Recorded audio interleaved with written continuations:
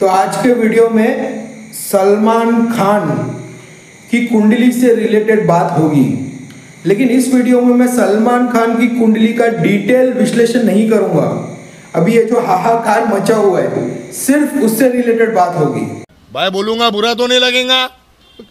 तो दोस्तों, अगर आप मेरे चैनल के सब्सक्राइबर हैं, अगर आप रेगुलरली मेरे यूट्यूब के वीडियोस देख रहे हैं, तो आपको पता होगा कि किसी भी सेलिब्रिटी की कुंडली विश्लेषण में तभी करता हूं जब मेरे पास उसका करेक्ट बर्थ डिटेल्स अवेलेबल हो। और करेक्ट बर्थ डिटेल्स मतलब date of birth, correct time of birth and place of birth. अभी इसमें से डेट और प्लेस बहुत इजीली सबको पता होता है, लेकिन प्रॉब्लम आता है टाइम ऑफ बर्थ का। अगर time of birth correct available नहीं होगा तो सही कुंडली बनेगी नहीं, और अगर सही कुंडली बनेगी नहीं तो विश्लेषण सही कैसे हो सकते हैं। तो बहुत सारे यूट्यूब पे एस्ट्रोलॉजर है जो बहुत सारे सेलिब्रिटी का विश्लेषण करते हैं without knowing the correct time of birth. तो ये सिर्फ अपना यूट्यूब चैनल को ग्रो करने के लिए कर रहे हैं, और उनके पास ओरिजिनल बर्थ चार्ट ही नहीं है, तो कैसे कुंडली विश्लेषण होगा। तो यहाँ पे मैंने जितने भी अपने चैनल पे सेलिब्रिटी का बर्थ चार्ट का एनालिसिस किया है वो सबका correct time of birth available था। क्यों? क्योंकि हर 2 घंटे के बाद में, अप्रोक्सीमेटली 2 घंटे के बाद में कुंडली चेंज हो जाती है।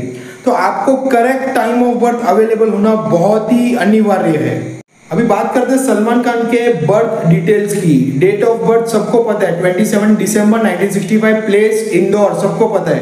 टाइम ऑफ बर्थ जो कि इंटरनेट पे अवेलेबल है वो है 2:30 PM दोपहर का, ये भी सबको पता है। लेकिन अभी मैं आपको एक ऐसा इंफॉर्मेशन दे रहा हूं जो इंटरनेट पे, यूट्यूब पे कहीं पे अवेलेबल नहीं है, और ये समझना बहुत जरूरी है।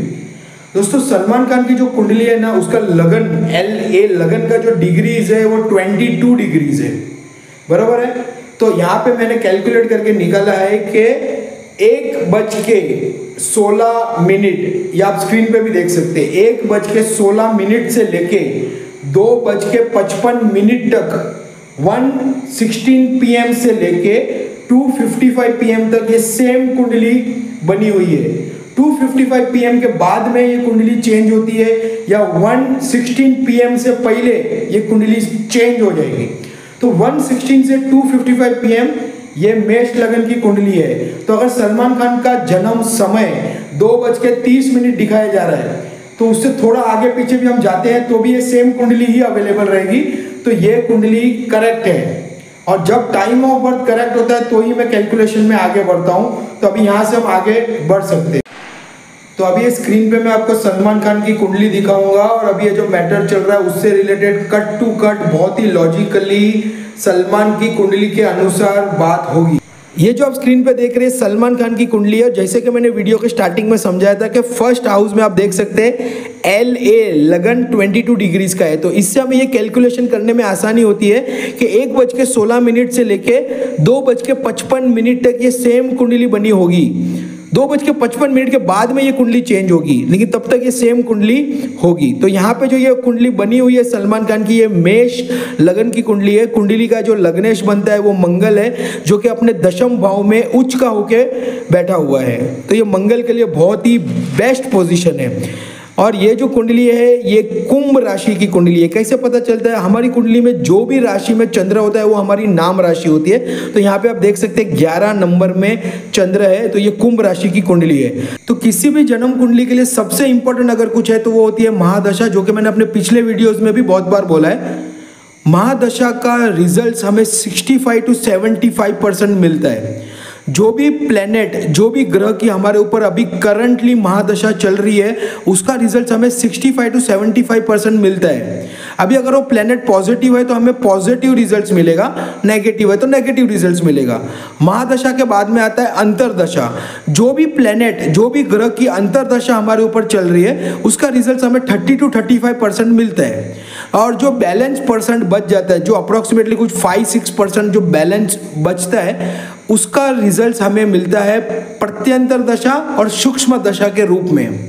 जो भी प्लेनेट का प्रत्यंतर दशा चल रहा है और सूक्ष्म दशा चल रहा है उसका दोनों का मिला के अप्रोक्सीमेटली 5% रिजल्ट मिलता है। तो ये इतना ज़्यादा इंपॉर्टेंट नहीं है, सबसे ज़्यादा इंपॉर्टेंट है महादशा और अंतरदशा। तो अगर आपका पॉजिटिव प्लेनेट की महादशा चल रही है तो आप समझ लीजिए कि आपको मैक्सिमम अच्छे रिजल्ट्स मिलेंगे, और पॉजिटिव प्लेनेट की महादशा और पॉजिटिव प्लेनेट की अंतरदशा चल रही है तो आप समझ लीजिए कि आपको 95% तक बहुत अच्छे रिजल्ट्स मिलेंगे। और ठीक इसका उल्टा, अगर आपकी महादशा भी नेगेटिव प्लेनेट की चल रही है और अंतरदशा भी नेगेटिव प्लेनेट की चल रही है तो अप्रोक्सीमेटली मोटा मोटी 95% तक आपको नेगेटिव रिजल्ट्स मिलेंगे, और यही अभी सलमान खान के साथ में हो रहा है। तो दोस्तों कुंडली में सबसे नेगेटिव जो हाउस होते हैं ना वो होते हैं 6th, 8th और 12th हाउस। और अगर 6th, 8th और 12th हाउस में से भी अगर मैं सबसे ज़्यादा नेगेटिव हाउस की बात करूं तो वो होता है 8th हाउस। ये स्क्रीन पे आप देख सकते हैं, इसको मैंने हाईलाइट किया है 8th हाउस को रेड कलर से। ये कुंडली का 8वां घर है 8th हाउस, इसको हम मृत्यु स्थान भी कहते हैं। 8th हाउस बहुत ही नेगेटिव हाउस होता है। 8th हाउस से मृत्यु देखी जाती है, कामकाज में अड़चने देखी जाती है और लंबी बीमारियां देखी जाती है। तो सलमान खान का जो 8th हाउस है वहां पे 2 ग्रह प्लेस्ड है जो कि आप स्क्रीन पे देख सकते हैं, एक तो मर्क्यूरी और एक केतु। मर्क्यूरी 21 डिग्रीज का है, केतु 9 डिग्रीज का है। और आपको जान के हैरानी होगी दोस्तों कि Salman Khan is currently going through महादशा ऑफ मर्क्यूरी। जी हाँ दोस्तों, अभी मैंने आपको थोड़ी देर पहले ही बताया था कि जो ग्रह की महादशा होती है उसका हमें मैक्सिमम रिजल्ट्स मिलता है 65 to 75%। तो सलमान खान की कुंडली पे अभी मर्क्यूरी ग्रह की ही महादशा चल रही है, इसके लिए उनको अष्टम भाव का मैक्सिमम रिजल्ट्स मिल रहा है। अष्टम भाव का मर्क्यूरी उन्हें मृत्यु तुल्य कष्ट दे रहा है। दोस्तों बात को समझना, भाई बोलूंगा बुरा तो नहीं लगेगा। अष्टम भाव का मर्क्यूरी, अष्टम भाव से मृत्यु देखी जाती है, और अष्टम भाव में मर्क्यूरी बुध ग्रह प्लेस्ड है और करंटली वो एक्टिव है, वो उसकी महादशा चल रही है, तो उसके वजह से मृत्यु तुल्य कष्ट अभी देखना पड़ रहा है। लेकिन यहाँ पे बात खत्म नहीं हुई है। मैंने आपको बताया था कि महादशा के साथ में अंतरदशा भी देखनी है, तो आप बिलीव नहीं करेंगे कि Salman Khan is currently going through अंतरदशा ऑफ केतु जो कि 30 to 35% एक्टिव है। तो महादशा भी नेगेटिव, अंतरदशा भी नेगेटिव, और ये दोनों ग्रह 8th हाउस में मृत्यु स्थान में प्लेस्ड है। और आप स्क्रीन पे अभी देख सकते हैं ये दोनों ग्रह का टाइम लिमिट के कब तक बुध ग्रह के अंदर केतु ग्रह की अंतरदशा होगी। तो स्क्रीन पे देखिए मैंने उसको हाईलाइट किया है, सर्कल किया है 30 जनवरी 2025। जी हाँ दोस्तों, 30 जनवरी 2025 तक सलमान खान के लिए बहुत ही नाजुक समय है, उसको बहुत ही संभल के चलना है। इतने में आप समझ जाना, क्योंकि ये जो टाइम है महादशा और अंतरदशा दोनों बहुत ही नेगेटिव प्लेनेट की। लेकिन यहाँ पे भी बात खत्म नहीं होती है। सलमान खान की मैंने नाम राशि जैसे आपको बताया कि कुंभ राशि है, और कुंभ राशि पे तो सारे साथी का दूसरा चरण अभी चल रहा है जो कि मार्च में खत्म होगा। तो ये जो दूसरा चरण होता है ना ये बहुत नेगेटिव होता है। तो सारे साथी का सेकेंड चरण, महादशा नेगेटिव, अंतरदशा नेगेटिव, तो ये सब तरीके से बहुत इनको ध्यान रखना है। 30 जनवरी 2025 तक इनको ध्यान रखना है।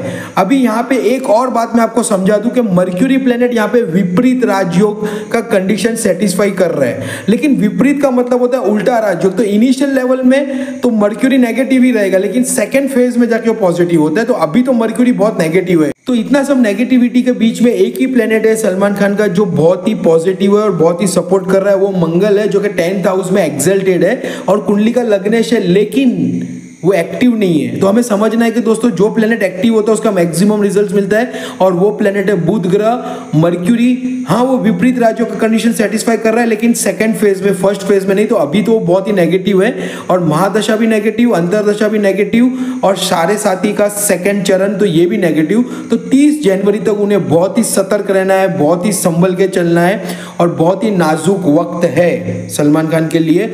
भाई बोलूंगा बुरा तो नहीं लगेगा। काय रे सलमान तो यही होती है एस्ट्रोलॉजी की खासियत। हर एक इंसान जो इस पृथ्वी पे जी रहा है वो ग्रहों के अनुसार जी रहा है। बस बात इतनी सी है कि जन्म कुंडली को सही तरीके से एनालिसिस करना, सही तरीके से विश्लेषण करना आना चाहिए। तो जन्म कुंडली में दो बातें होती है, एक तो होता है जन्म कुंडली विश्लेषण और एक होता है जन्म कुंडली के सही उपाय, रेमेडीज। तो उपाय कभी भी मैं यूट्यूब पे नहीं देता हूँ, और मुझे लगता है सलमान खान इतने बड़े लेवल पे है कि वो अच्छे एस्ट्रोलॉजर से कुछ न कुछ रेमेडीज तो की होगी।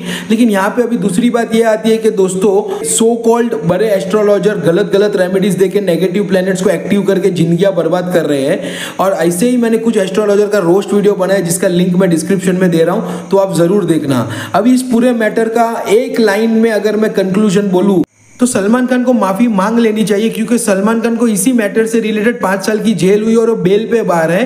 तो जेल क्यों हुई होगी, कहीं ना कहीं वो गुनहगार प्रूफ हुए होंगे इसलिए जेल हुई होगी। तो उन्हें माफी मांगने में अभी हिचकिचाहट नहीं होनी चाहिए। तो ये वीडियो आपने पूरा देखा, इसके लिए आपका बहुत बहुत शुक्रिया। और देखने से भी ज्यादा इसको आपने समझा, इसके लिए आपका बहुत बहुत शुक्रिया। दोस्तों मैं अपने YouTube चैनल पे सिर्फ एस्ट्रोलॉजी के वीडियोस नहीं बनाता हूं, तो मेरे YouTube चैनल के प्लेलिस्ट में जाके आप डिफरेंट टॉपिक के वीडियोस देख सकते हैं। 100% एस्ट्रोलॉजी का जब आप बटन प्रेस करेंगे तो सब एस्ट्रोलॉजी के वीडियोस आपके सामने आ जाएंगे। ऐसे ही stray animal care and treatment के ऊपर एक अलग प्लेलिस्ट बनाया हुआ है, तो उसको आप जब प्रेस करेंगे तो स्ट्रे एनिमल के ऊपर जो मैंने वीडियोस बनाए हैं आपके सामने आ जाएंगे। इसके अलावा और डिफरेंट टॉपिक पे भी मैंने वीडियोस बनाए हैं। तो मैं वीडियोस बहुत ही सोच समझ के टाइम लेके बनाता हूँ, खास करके एस्ट्रोलॉजी के वीडियोस, क्योंकि एस्ट्रोलॉजी के वीडियोस करेक्ट होना बहुत जरूरी है। इसके लिए आप दूसरे वीडियोस भी जरूर देखना और ये वीडियो जितना हो सके शेयर करना। Thanks a lot for watching this video.